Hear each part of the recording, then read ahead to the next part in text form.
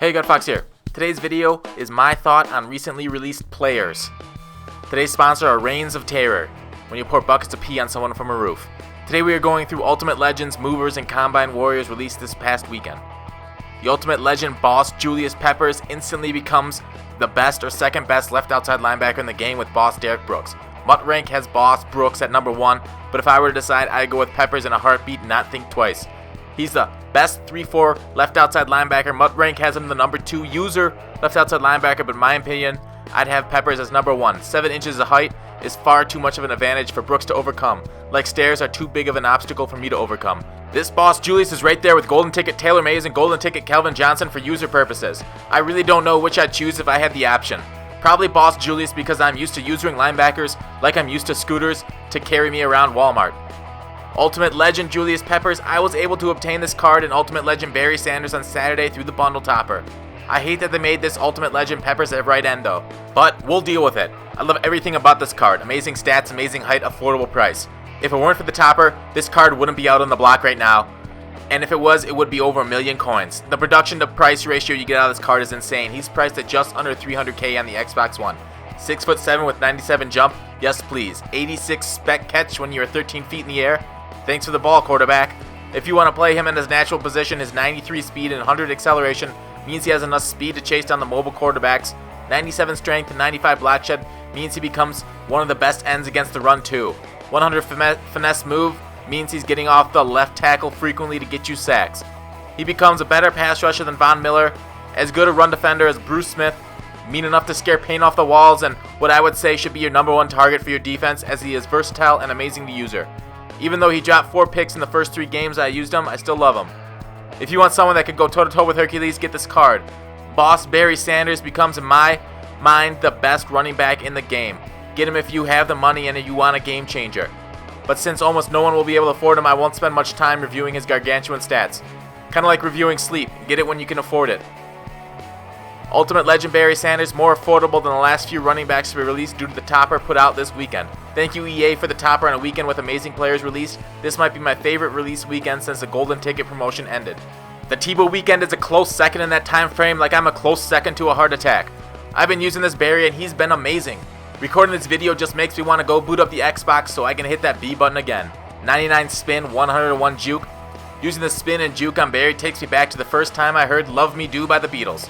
Simply a life-changing moment, juking out 3 defenders with one flick of the joystick. He's currently in a tandem in my backfield with Honors Murray until I can sell Murray. Those two have more skills than a 60-year-old prostitute. This running back should be going for about 800,000 coins, but is currently at 437,000 due to the topper. If you were looking for an upgrade, Ultimate Legend Barry is better than just about every running back in the game, save the boss running backs Design a Legend Walter Payton and Golden Ticket Bo. He's very similar to Golden Ticket Shady, but I'll take Barry because of the extra strength, and I can have a third down back to catch passes to make up for Shady's strength in the receiving game. A great upper tier value right now because of the topper. Moving on to Combine Warrior Ryan Shazier. He's 6'1", 139,000 coins on the Xbox One.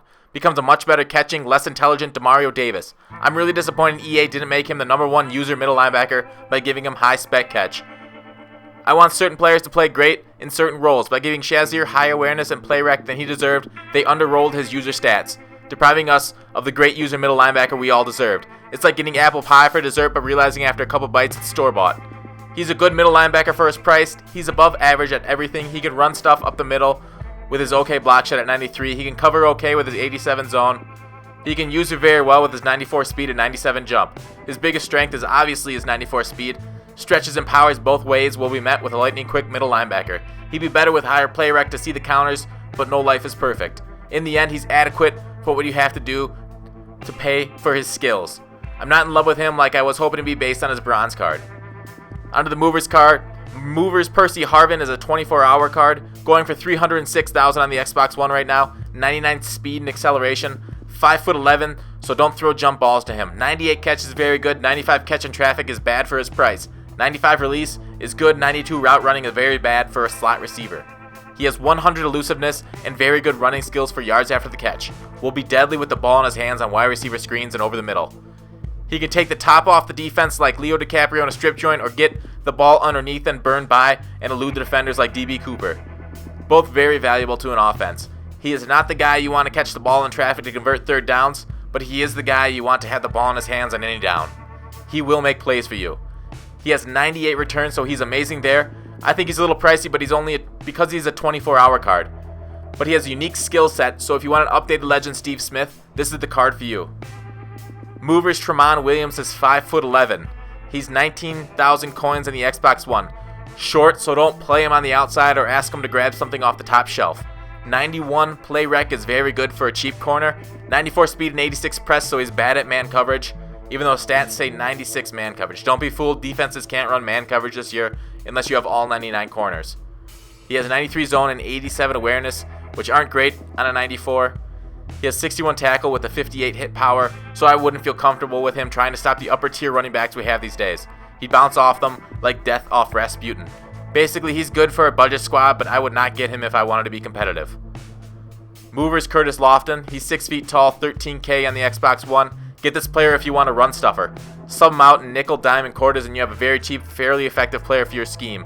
95 play rec is higher than the recently released Combine Warrior. 90 strength with 88 block shed is okay. Would have hoped for higher block shed out of a 2-down player. 88 speed with 91 acceleration is also okay.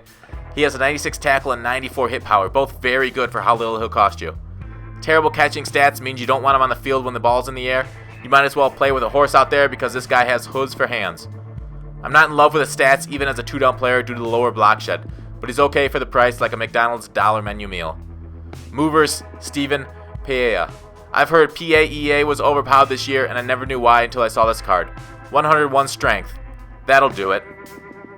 He's going for around 15K in the Xbox One. He's got 95 block shed with 97 power moves. Means he'll do some work on the inside of the defense. Fortunately, his finesse move is low to keep his overall lowered, therefore making him cheaper in the auction house. But I do not love his awareness and play rec. At 85 and 88 respectively, he won't be snuffing out too many screens like Wilfork can. 91 acceleration with 77 speed is good for a D tackle of his strength. I wish his block shed was a little higher, but I can't complain about this card with his current stats going for what it's going for. Here's another cheap defensive tackle that can plug the middle of your defense effectively like a cheap and effective shank. Thanks for watching, please subscribe, and I'll see you tomorrow.